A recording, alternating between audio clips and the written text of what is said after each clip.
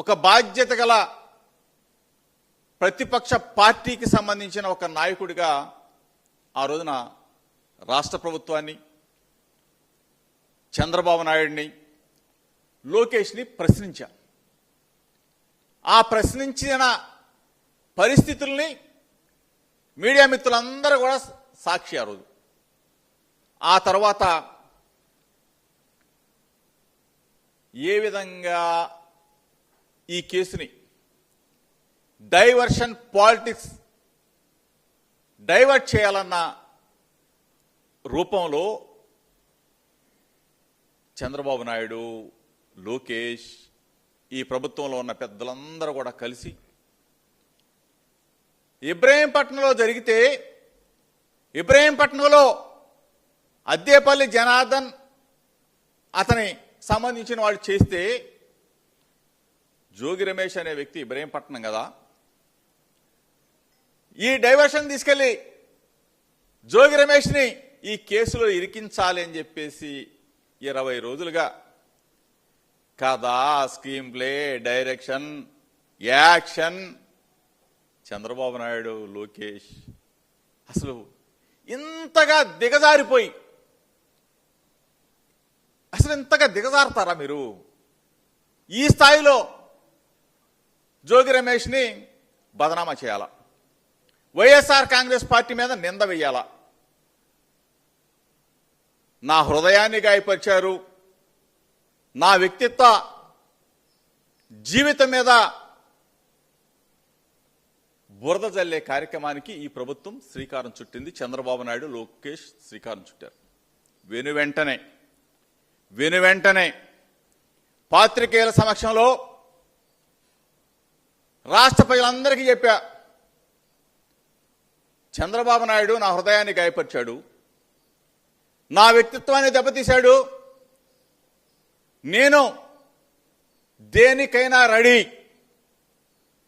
First CBI enquiry కోరాం,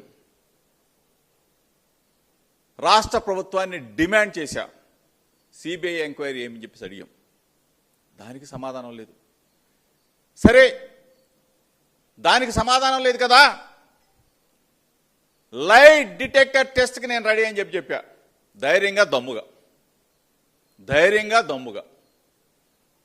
దానికి సమాధానం లేదు.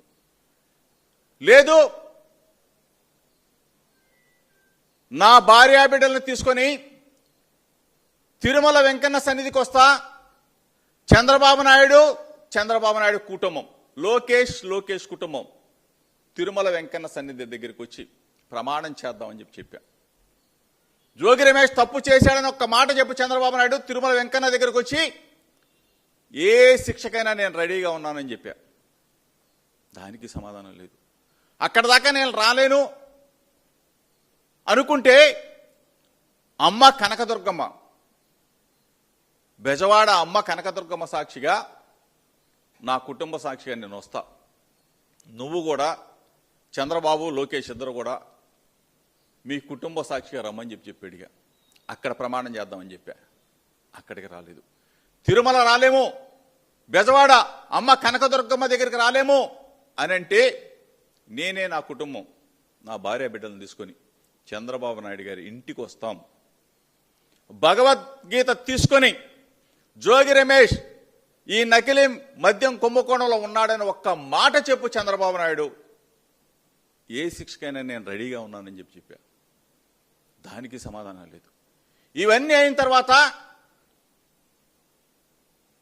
వర్ల రామయ్య, పల్లా శ్రీనివాస్ ఒకరోజు వాళ్ళ ఆఫీసులో చర్చలు జరిపిన తర్వాత చంద్రబాబు నాయుడుతో బయటకు వచ్చి, జోగి రమేష్ తిరుమల అంటాడు, జోగి రమేష్ అమ్మ కనకదుర్గమ్మ దగ్గరికి అంటాడు, Jogi Ramesh lie detector test అంటాడు.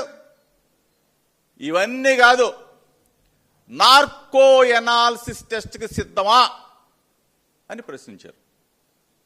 ప్రశ్నిస్తే నేను ఒకటే చెప్పా, నార్కో ఎనాలిసిస్ టెస్ట్ కూడా నేను సిద్ధమే. సిబిఐ అడిగా, దానికి సమాధానం లేదు. లైట్ డిటెక్టర్ టెస్ట్ అడిగా, దానికి సమాధానం లేదు. నార్కో ఎనాలిసిస్ టెస్ట్ అడిగా, దానికి సమాధానం లేదు.